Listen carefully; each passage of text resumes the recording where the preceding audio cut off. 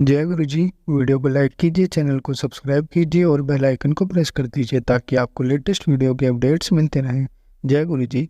आज मैं आप सबके साथ जो सत्संग शेयर करूंगा वो अश्विनी शर्मा अंकल जी का है और अंकल जी चंडीगढ़ से है। चलिए आज का ये अद्भुत सत्संग हम अंकल जी की जो वाणी है हम सब सुनते हैं। बहुत ही अच्छा सत्संग शेयर करा है अंकल जी ने। जैसा अंकल जी ने सत्संग हमारे साथ शेयर करा है वैसे ही आप सबके साथ इस सत्संग के माध्यम से आज मैं साझा करूंगा। इसलिए आप सब संगत सत्संग के अंत तक बने रहना। उस सत्संग को बहुत ध्यान से सुनना और सत्संग को बीच में ना छोड़ें, क्योंकि सत्संग सुनने वाले का भी कल्याण होता है और सत्संग करने वाले का भी। और हो सकता है जो आप आज सत्संग सुने उससे आपको अपने कई सवालों के जवाब मिल जाएं। चलिए सत्संग शुरू करते हैं। जय गुरु जी। गुरु जी से मिलने के बाद मैंने नर्क से स्वर्ग तक की दिव्य यात्रा करी है। मेरी समस्या मेरे विवाह के तुरंत बाद ही प्रारंभ हो गई थी। मेरी पत्नी गीता को कष्टदायक अस्थमा रहता था। वह रात रात भर सो नहीं पाती थी और घबराई रहती थी, क्योंकि उसकी माँ भी अस्थमा से पीड़ित रहती थी। अत्यंत उसे पता था कि इस रोग की पीड़ा कैसे रूप धारण कर सकती है। जैसे यह कम नहीं था, मेरी बेटी तान्या को भी दमा हो गया। पूरा परिवार परेशान रहता था। उनकी औषधियों के लिए मैं बाजार के चक्कर काटता रहता था। उनका आहार बहुत ही संतुलित रहता था। वह अतिशीन हो गए थे और उनके शरीर और मुख का रंग काला पड़ गया था। फिर इस दास को गुरुजी के दर्शन का सौभाग्य प्राप्त हुआ। केवल गुरुजी को ही हमारी नारकीय जीवन का ज्ञान था। वह असंभव को संभव कर सकते थे। इस प्रकार गुरुजी के मात्र कल्याण कर देता कहने से गीता और तान्या दोनों स्वस्थ हो गए। किसी ने मेरे से पूछा, किसी के कल्याण कर देता कहने मात्र से कोई असाध्य रोग से कैसे मुक्ति प्राप्त कर सकता है? वास्तव में मनुष्य के लिए यह संभव नहीं है, पर गुरुजी तो स्वयं ईश्वर हैं और ईश्वर वह कर सकता है जो सामान्यतः सबके लिए संभव नहीं है। गुरुजी की आशीष स्वर्ण फलदायी हैं। अपनी पत्नी और पुत्री के स्वस्थ होने के पश्चात मुझे लगा कि मैं स्वर्ग में हूँ। थोड़े दिनों के बाद मुझे गुरुजी की सहायता की आवश्यकता पड़ी। 5 अगस्त 2004 की रात्रि को मेरी छाती में पीड़ा होने लगी। चिकित्सक के पास जाने पर उसने प्राथमिक चिकित्सा देकर घर लौटकर पुण्य विश्राम करने को कहा। प्रातःकाल उठने के आधे घंटे बाद वेदनापूर्ण आरंभ हो गई। उसके साथ ही बाईं भुजा में भी पीड़ा थी। सब लक्षण हृदय रोग के थे। चिकित्सक ने पूर्ण प्राथमिक उपचार करके मुझे लुधियाना के हीरो हार्ट सेंटर में ECG करवाने के लिए भेज दिया। मैंने अपने एक मित्र से मुझे गुरुजी के पास ले जाने की विनती करी। अगले दिन 6 अगस्त को उन्होंने मुझे गुरुजी का चित्र दिया। मेरी वेदना तुरंत समाप्त हो गई। 7 अगस्त को चिकित्सकों ने परीक्षण करने पर देखा कि मेरे हृदय की 2 धमनियां बंद थी और उन पर शल्य चिकित्सा करी। उस दिन संध्या को मेरी हृदय गति रुक गई। मुझे मृत घोषित कर दिया गया। तथापि चिकित्सकों को इस घोषणा के बाद मुझे पूर्ण चेतना आ गई। मुझे यह ज्ञान नहीं है कि कितना समय बीत गया था। चिकित्सकों को झटका तब लगा जब मैंने उनको मेरे नाम और पते से संबोधित प्रश्नों के उत्तर दिए। यह देखकर कि मैं उनके प्रश्नों के उत्तर दे रहा हूँ, वह मुझे तुरंत शल्य कक्ष में ले गए। उन्होंने स्वीकार किया कि मैंने उन्हें अत्यंत भयभीत कर दिया था। मुझे पता है कि मैं आज गुरुजी के कारण जीवित हूँ। मृत होने के पश्चात केवल ईश्वर नव जीवन प्रदान कर सकते हैं। अत्यंत गुरुजी ईश्वर हैं। शीघ्र ही चिकित्सकों ने पूछा कि मैं चिकित्सालय में क्या कर रहा हूँ, क्या मुझे घर नहीं जाना? निश्चित ही मुझे जाने की उत्सुकता थी। संगत के 2 सदस्य और मित्र श्री नरेंद्र और उनकी पत्नी मुझे दिल्ली से मिलने आए। उस समय तक मैं काफ़ी स्वस्थ था और घर आ गया था। 2 सप्ताह के बाद मैं गुरुजी को अपना आभार प्रकट करने दिल्ली गया। गुरुजी के यहाँ मैंने चिकित्सकों के खान पान की परामर्श की अवज्ञा कर लंगर ग्रहण किया। मैंने टिक्कियाँ और गोलगप्पे प्रसाद के रूप में खाए। अब मैं पूर्णतः संतुष्ट और स्वस्थ हूँ। मैं गुरुजी की कृपा से ही लिख पा रहा हूँ। गुरुजी से मिलने के पश्चात मुझे प्रतीत होता है कि मुझे इस संसार में सब कुछ प्राप्त हो गया है। मैं अति प्रसन्न और चिंता मुक्त हूँ। गुरुजी ने मुझे अपने अनेक अन्य रूपों में भी दर्शन दिए हैं। अनेकों बार उन्होंने ऐसे असंभव दृश्यों के दर्शन कराए हैं जो सामान्यतः नहीं दिखते। एक दिन जब मैं गुरुजी के पास बैठा था तो गुरुजी मेरे सिर से मेरे शरीर में प्रवेश कर गए। मैंने सोचा कि थोड़ी देर में वह बाहर आ जाएंगे, पर ऐसा नहीं हुआ। जैसे ही यह विचार मेरे मन में आया। मैंने देखा कि वह बाहर आए और उन्होंने शिव रूप धारण कर लिया। माँ गंगा ने उनके केशों से निकलकर मेरे शरीर में प्रवेश किया। इसके पश्चात उनके शरीर से शेषनाग ने निकलकर इस दास के कपाल से प्रवेश किया। शेषनाग ने ओम और ओम नमः शिवाय मेरे पूरे शरीर पर लिख दिया। शेषनाग ने मेरे शरीर से स्टेट भी निकालकर बाहर फेंक दी। अब वह मेरे शरीर और हृदय की देखभाल करते हैं। गुरुजी ने मुझे बताया कि शेषनाग सदा मेरे शरीर में रहेंगे। फिर उन्होंने एक चाकू निकालकर मेरा त्रिनेत्र बनाया और वहाँ पर बैठे हुए मेरे पैर काट कर नए पैर लगाए जिन पर ओम नमः शिवाय अंकित था, और कहा कि यह वहीं जाएंगे जहाँ पर सब ठीक रहेगा। फिर उन्होंने मेरे चक्षु निकालकर वहाँ पर मयूर पंख से ओम लिखा और कहा कि यह केवल अच्छा देखेंगे, बुरा नहीं। गुरुजी सदा मेरे साथ रहते हैं। हम अपने परिवार के सदस्यों और मित्रों को छोड़ सकते हैं, पर गुरुजी हमारे साथ रहते हैं। वह हमारी समस्त चिंताएं दूर कर हमें आनंद प्रदान करते हैं। गुरुजी इस जीवन में मेरे सब कुछ हैं, मेरे पिता, माता और मित्र। मैं उनके बिना नहीं रह सकता। मैं स्वयं अपने आप को, अपने बच्चों को उनके चरणों में समर्पित करता हूँ। मैंने जब भी चाहा है, गुरुजी ने मुझे शिव रूप में दर्शन दिए हैं और उनसे माँ गंगा ने मेरे सिर में प्रवेश किया है।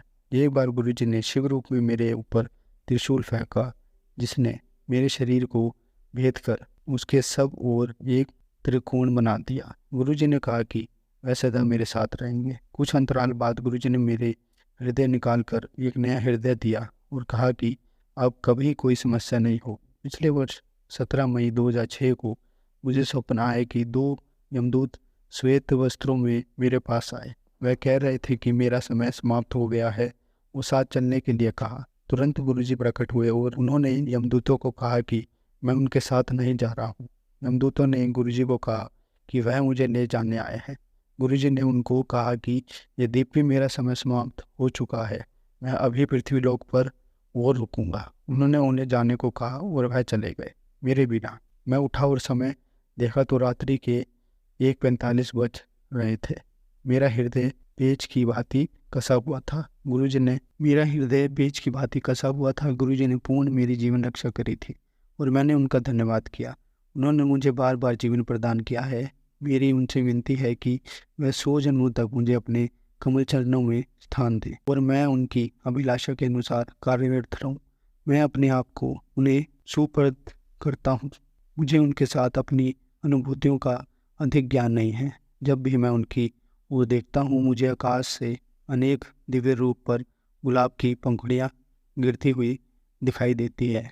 मैं उनकी दया से नर्क से स्वर्ग तक गया हूँ और प्रार्थना करता हूँ कि मैं उनकी आशा के अनुरूप कार्य करता रहूँ और किसी भी कारण से कभी भी विचलित नहीं हूँ। जय गुरु जी। शुक्राना गुरु जी।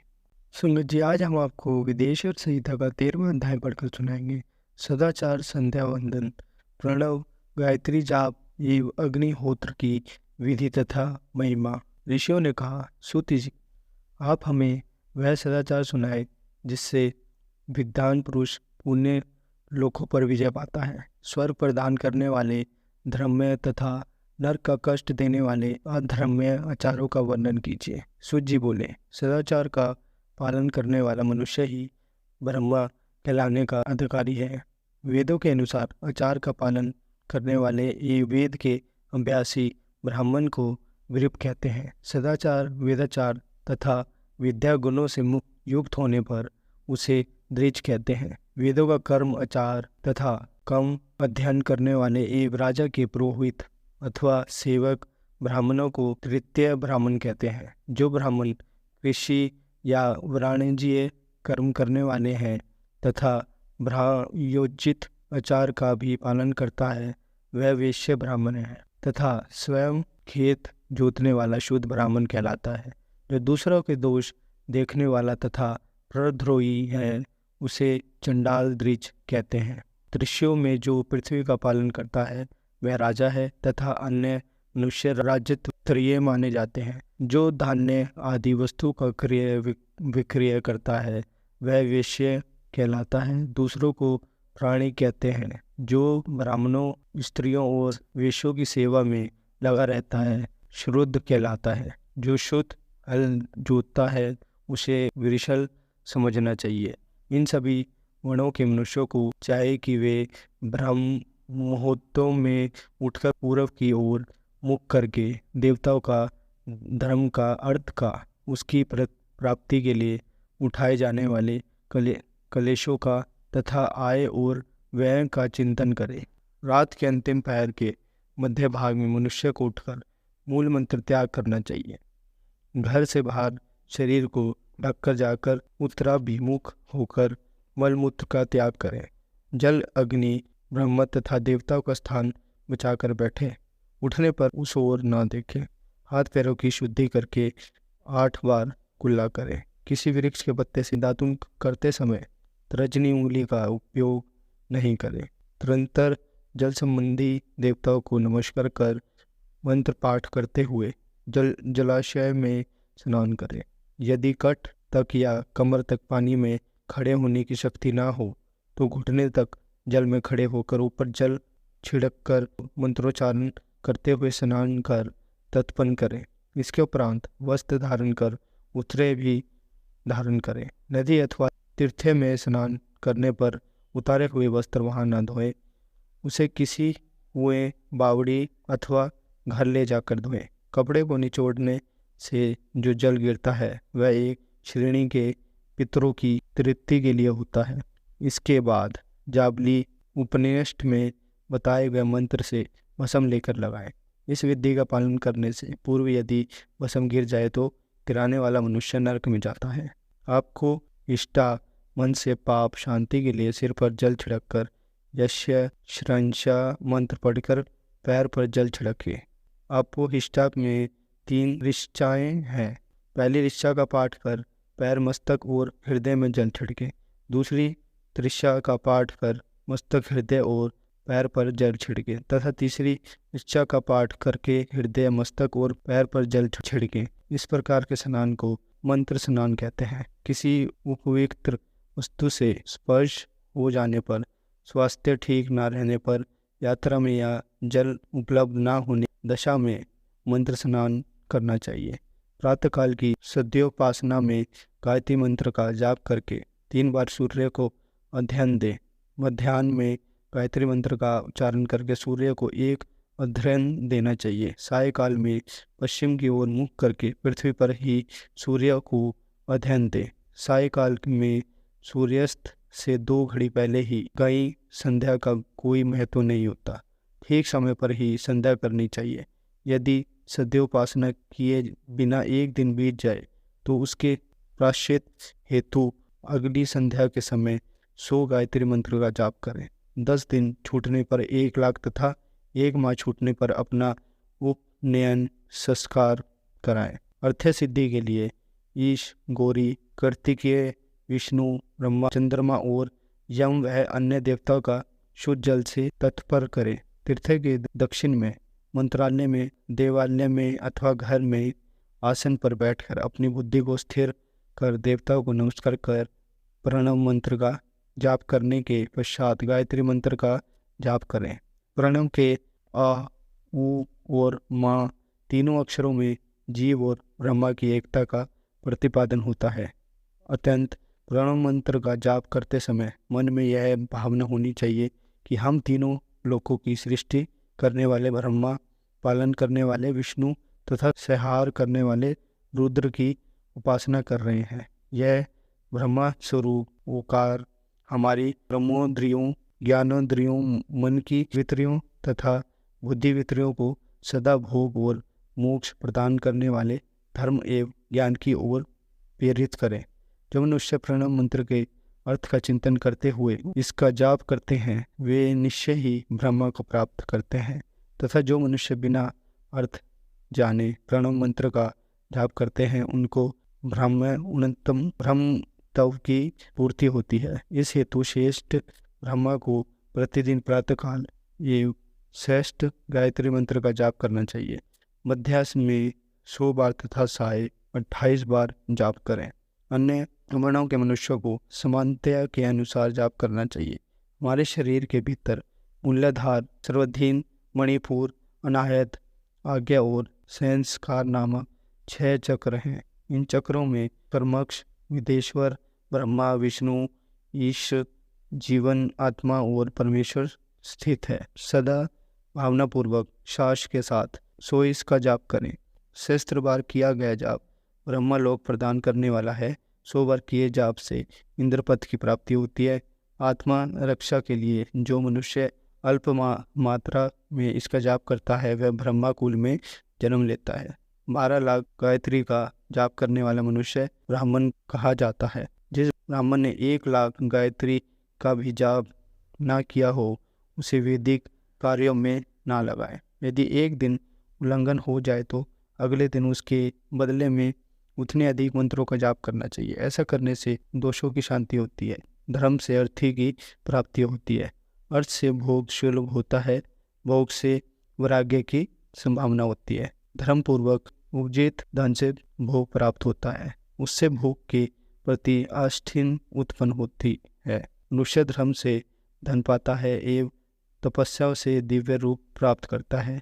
कामनाओं का त्याग करने से अंतकरण की शुद्धि होती है, उस शुद्धि से ज्ञान का उदय होता है। सतयुग में तप को तथा कलयुग में दान को धर्म का अच्छा साधन माना गया है। सतयुग में दान से, क्षेत्रा में तपस्या से और दापर में यज्ञ करने से ज्ञान की सिद्धि होती है, परंतु कलयुग में प्रतिमा की पूजा से ज्ञान लाभ होता है। अधर्म हिंसात्मक और दुख देने वाला है।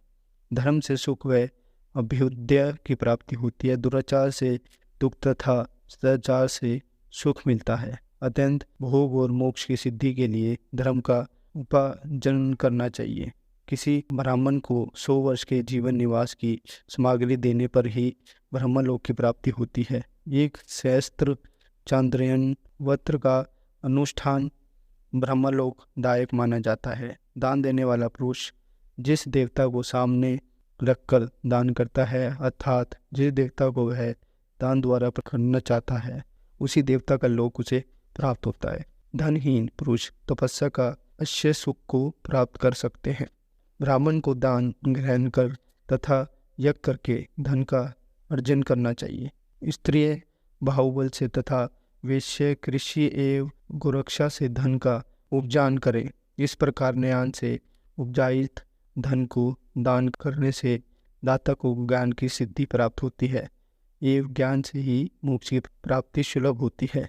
गृहस्थ मनुष्य को धन, धान्य आदि सभी वस्तुओं का दान करना चाहिए, जिससे अनंत को खाकर मनुष्य कथा स्वर्ण तथा शर्त कर्म का पालन करता है तो उसका आधा फल दाता को मिलता है।